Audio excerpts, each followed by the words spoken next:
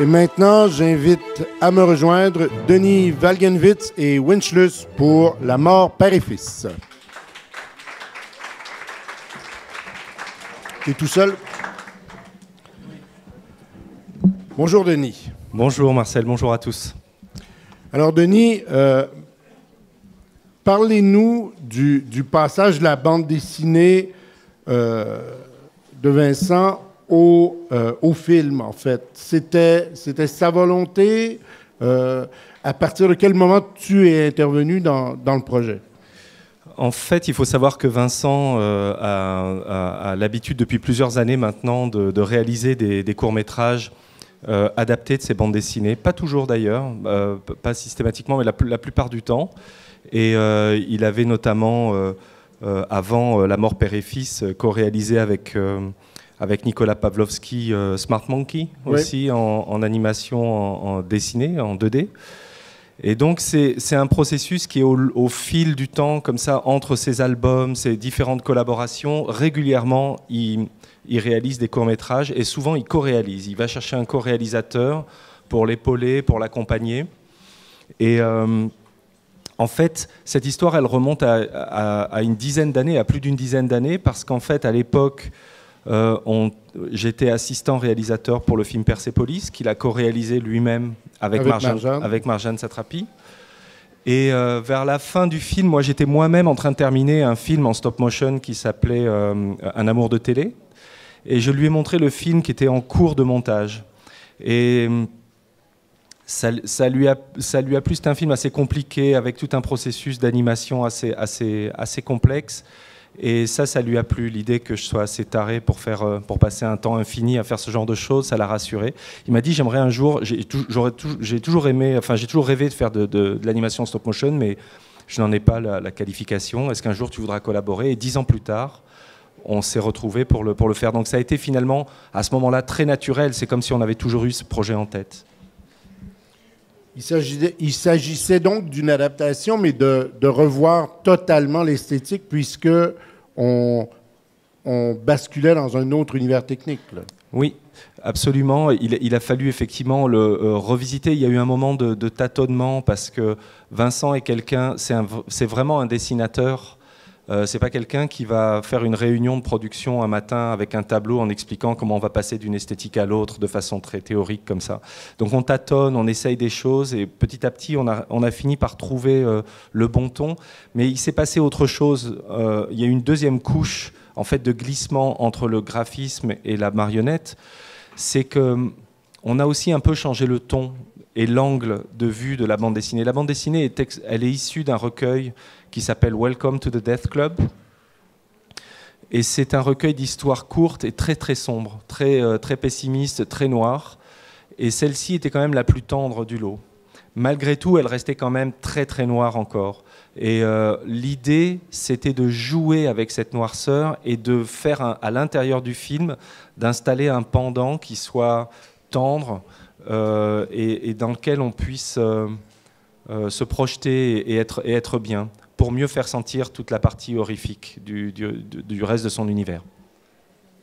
Et l'humour qui ressort justement du film, c'est en partie une addition donc, sur la bande dessinée d'origine. Alors ça dépend du type d'humour qu'on a. La bande dessinée, c'est vrai qu'elle est plus sombre, mais il y a des gens qui sont friands de cet humour, d'un humour noir en fait.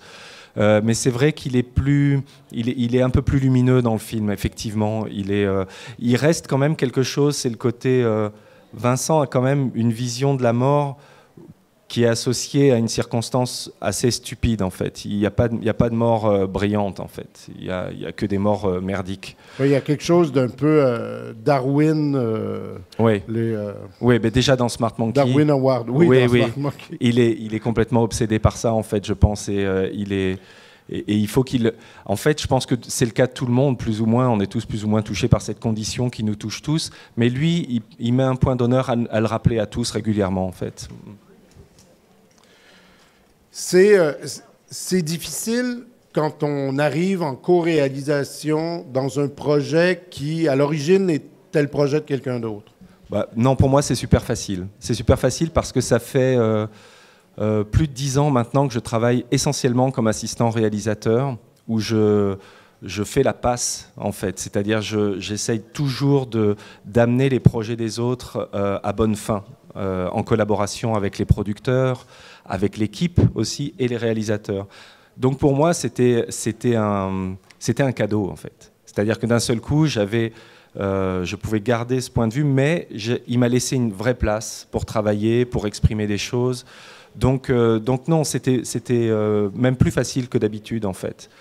Et j'avoue que j'avais un peu peur parce qu'il a quand même un univers très fort. Il est lui-même, il a un caractère, il a une façon de travailler. En fait, il est très fort, donc c'est très compliqué de s'imposer à côté de lui.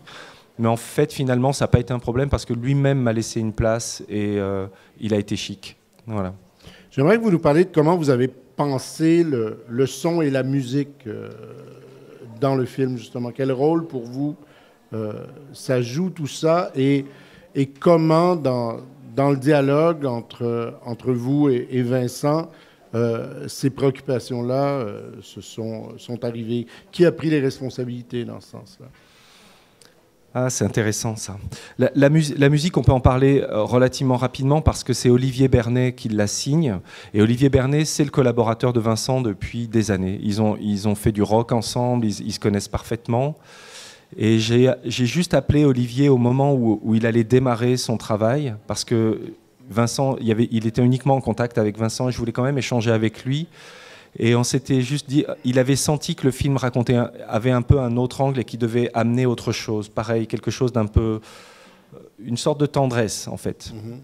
Il y a des gens qui font des films d'animation qui sont très tendres et qui ont l'habitude de ça. Pour nous, c'est un boulot, quoi. C'est vraiment compliqué d'amener cette dimension-là. Quant au son, Vincent en a besoin pour souligner certains effets. C'est quelqu'un qui travaille beaucoup ses effets, qui travaille énormément le découpage, et le son vient comme un coup de poing, comme ça, comme vraiment pour parachever le travail. Et moi, je m'en suis servi parce qu'on s'est un peu répartis, on s'est relevé comme ça au moment du design sonore et du mixage. Moi, je m'en suis servi pour amener tout un tas d'éléments qui allaient ancrer le film dans un quotidien. C'est-à-dire les sons du quotidien, les sons des objets, etc. J'ai prêté attention à ce que tout ça existe, parce que toujours dans le souci de se dire, OK, il y a la vie normale et il y a ce truc horrible de ces gens qui vont mourir à la chaîne, comme ça, qui est aussi la vie normale d'ailleurs, en fait. Des questions du public?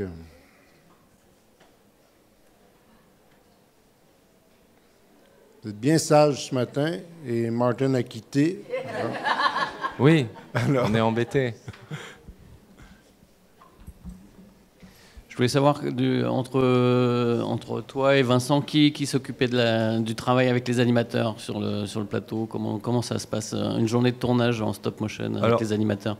Vraiment, le tournage, j'étais présent, Vincent était à distance. Je savais que pour certaines scènes, j'ai vraiment fait l'effort de ralentir la mise en place des plateaux.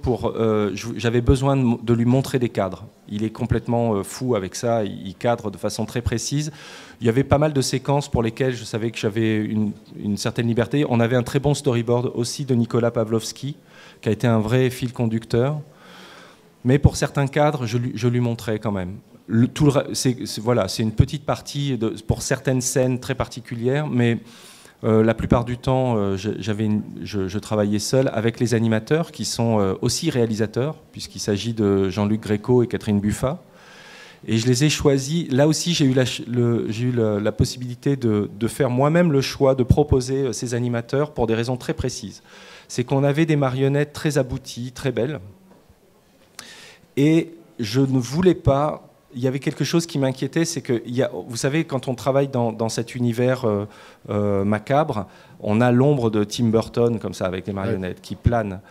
Et Burton est quelqu'un de très baroque, qui parle des États-Unis, de sa vision des États-Unis, d'une certaine culture. Et moi, j'aime beaucoup son travail, mais en réalité, et notamment pour ce film, on ne se sentait pas du tout concerné par ce discours et par ce positionnement.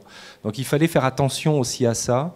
Et puis après, moi, c'est en tant qu'animateur moi-même, j'ai aussi une vision où je suis très frappé des films de marionnettes. Les marionnettes sont devenues extrêmement fines Et depuis qu'on a des outils comme Dragon qui nous permettent de contrôler précisément les marionnettes, c'est une sorte de gouffre sans fin, on anime comme des tarés en fait. C'est-à-dire que quand vous prenez un verre pour boire quelque chose, vous ne prenez pas un verre pour boire quelque chose, vous faites quelque chose, vous voyez, quelque chose comme ça, c'est super beau à voir. Et d'ailleurs, quand on voit les films, souvent on se dit « Waouh, il prend super bien le verre ». Et je voulais effacer absolument tout ça, je voulais inscrire le film dans quelque chose de quotidien. Et Jean-Luc Gréco et Catherine Dufat sont super pour ça, parce que toute cette esthétique de l'animation, ils l'ignorent totalement. Ils sont extrêmement à l'os de l'animation. Il fallait presque même aller dans l'autre sens et leur dire on y va quand même un peu doucement, il y a des moments tendres, etc. Mais c'était plus facile d'aller dans ce sens-là. Du coup, j'ai pu vraiment aller très très loin dans la direction de l'animation. Et c'est une partie qui m'a passionné, vraiment. Donc voilà. Et il faisait du blocking ou est-ce que c'était le premier jet? Non, le blocking pour les gens qui ne savent pas, c'est on prépare, c'est-à-dire quand on a une scène à tourner, c'est comme du layout en fait, c'est-à-dire qu'on positionne les marionnettes dans leur position principale qui vont être celles du plan, et ça nous permet de préparer le plan, de savoir où la marionnette va. Non, on est plutôt là avec des animateurs qui vont de l'avant. Par contre, on parle beaucoup de à quoi sert ce plan en fait, qu'est-ce qu'on doit montrer dans ce plan, qu'est-ce qui est important. Et là, ils le font. Alors, c'est moins précis, mais c'est plus vivant. C'est-à-dire qu'ils ont amené énormément de choses que nous n'avions pas prévues, puisque les marionnettes suggèrent énormément de choses aussi. Donc on a suivi un petit peu cette chose-là pour donner un peu de vie aussi au film. Voilà. On a travaillé sur un angle différent et je trouvais ça important de proposer autre chose, une autre approche de la technique même de l'animation. Merci Denis Walgenwitz. On vous donne rendez-vous demain matin, 9h, pour les deuxièmes petits déj du cours 2018.